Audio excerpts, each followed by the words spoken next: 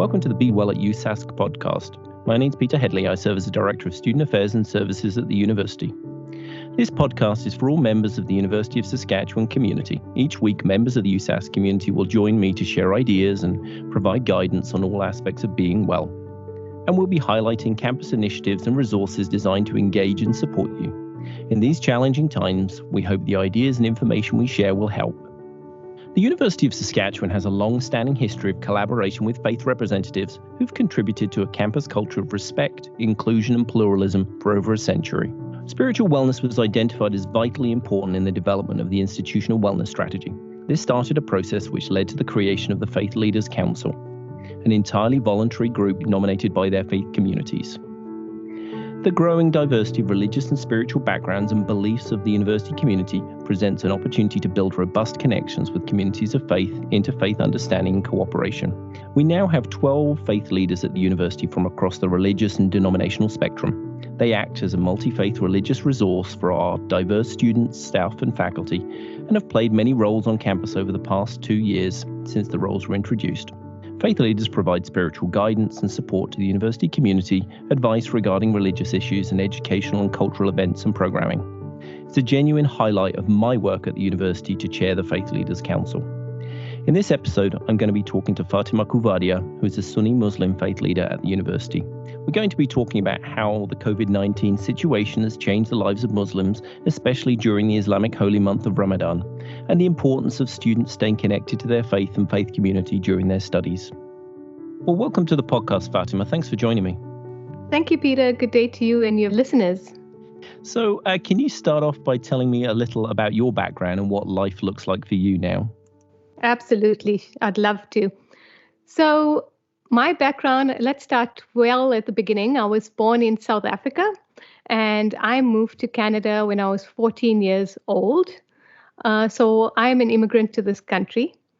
Life in South Africa was very different than life maybe in South Africa now, because when I was little, I lived under the apartheid system of government. And I think that has shaped and influenced my life's view and how I see things even up until today. The move to Canada was great. I started off in St. John's, Newfoundland. And 17 years ago, my husband and I, and along with our then 9-month-old baby, moved to Saskatoon. And since then, Saskatoon has become home and has captured our hearts for sure. And so can you tell me a little bit about the Islamic Association in Saskatoon and your involvement with that community? I feel very blessed to be representing the Islamic Association of Saskatchewan, Saskatoon as a faith leader with the University of Saskatchewan. And I'm a fairly new faith leader, having taken the role over from Imam Ilyas a few months ago, and very excited to be collaborating with the University of Saskatchewan on what I think is a very important mandate to support student wellness at the university. The Islamic Association of Saskatchewan in Saskatoon is the largest group of Muslims being represented under one umbrella, one organization. And we have Muslims from many different nationalities and a very diverse congregation that attends the Islamic Association. It's a really great community that's growing and getting very involved within the local Saskatoon community as well, contributing in many, many ways. And so my role within the organization really has been more of a outreach role where I connect with different communities and organizations, and I do some of the social media as well for the organization. So listeners might not be aware that the month of Ramadan just started, which is obviously an important time of year for Muslims, both here in Canada and around the world. Can you tell me a little about what Ramadan is, for those who don't know, and why it's such an important period for Muslims? Ramadan is actually the 9th month of the Islamic calendar, and Muslims follow a lunar calendar, a lunar cycle for their spiritual calendar, if I may call it that. And it's a very important time of the year for us because we believe that this was the month in which the Prophet Muhammad, peace be upon him, was first given the Quran. the first revelation of the Quran happened during this month. And it's also a time where Muslims fulfill one of the 5 pillars of Islam, one of the ways that we worship, and that is the pillar of fasting. So Muslims all around the world fast from sunrise to sunset, if you are able to. So if you are in good health, if you're not a senior or a child, and anyone who is healthy and able-bodied would try to fast during this time of the year. And it's also a time where we increase our prayers, recitation of the Quran, and also engage a lot in more charitable actions. So the whole idea behind fasting is not only to fast physically and abstain from eating and drinking, but you try and fast with your entire body. So you try to do more good and act in a way that's kinder and just be more mindful of the way you behave, your actions, the type of activities you might engage in, and just try to develop good habits that you would take along with you for the remainder of the year. So I'm also aware that typically Ramadan is a very social period for Muslim communities. And so within the COVID situation we're currently experiencing, how are you observing that Ramadan has changed for your family and the community as a whole? And how are people adjusting? Yes, so Ramadan is a very spiritual time, but also a very social time. And so there are 2 components really to this, Peter. I'll start with the spiritual aspect and the more individual side of Ramadan. It's a time where we usually engage in more reflection, trying to better our connection with the Creator. And so many people would take some time throughout the day and sit in solidarity to pray and just to reflect. And so with us being now given that extra time, I think this portion of Ramadan has really been intensified for me personally. There are fewer distractions now that we are in quarantine. And so I think for me, I'm able to spend a little bit more time than I usually do engaging on a personal and individual level with the Almighty. But having said that, it's also a very social time of the year, and usually we would invite each other to break the fast together and just have family and friends over to spend some time together. You know, it's a really special time of the day, of course. You've been fasting all day, and it's breaking of the fast is a really special time. And so you would share the food with neighbors and friends and family usually. So, of course, this time we are more isolated. So could be a little bit of a more lonely Ramadan this year, and we've been experiencing that for sure in our own home. If I have to talk about this widely as a community, during Ramadan, we usually have an iftar, which is the meal to break the fast, at the mosque every day. And this is mostly to support our students, single people in the community who don't have families, perhaps to share the special time of the day with. And so they would gather every night at the Islamic Center to break the fast together and to really have that community and family feel and spirit for the entire month of Ramadan. And with the lockdown now and the mosque being closed, this is no longer an option, unfortunately, for them to meet up. So we've tried to be creative in how we are providing the support to our students and others. So we've decided to package up the food in almost like takeout style containers, and students come, and there's almost a drive-through at the Islamic Center every evening at sunset. So we at least are able to try and bring some semblance and some tastes of home for everyone. That's fantastic. Yeah, I know that, I've been working with students, international students, Muslim students for many years in my own classroom at the beginning of my career. And I was certainly very aware some of the challenges this time of year for Muslim students. But I know that's not something that's on everyone's radar in the same way. So I think it's an important reminder just to be extra considerate this time of year, particularly given some of the challenges around being awake in the middle of the night and the times to eat, those kind of pieces. So if there are Sunni Muslims in Saskatoon, and I guess I mean university students or even other members of the community who are looking for support, what are some of the ways in which they can reach out and get connected to you and to the Islamic Association?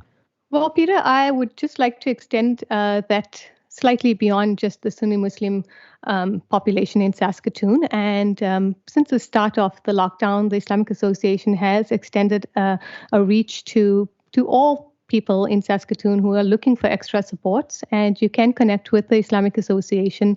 If you're looking for someone to help do grocery shopping for you or to support you in any way, we will try to do that. So you could connect with us on the website. But other than that, students are very welcome to drop by, like I said, at the Islamic Association Center on 222 Copeland Crescent, just before sunset every evening to collect their dinner. And we have a really diverse Muslim community. And so the type of food changes every day. And hopefully we try to accommodate all taste buds. Usually we distribute food hampers during this time of the year to students, single parents, anyone in the community who really needs a little bit of extra support.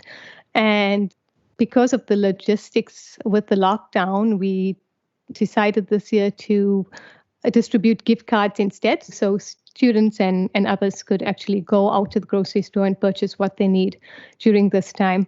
So that has gone really well.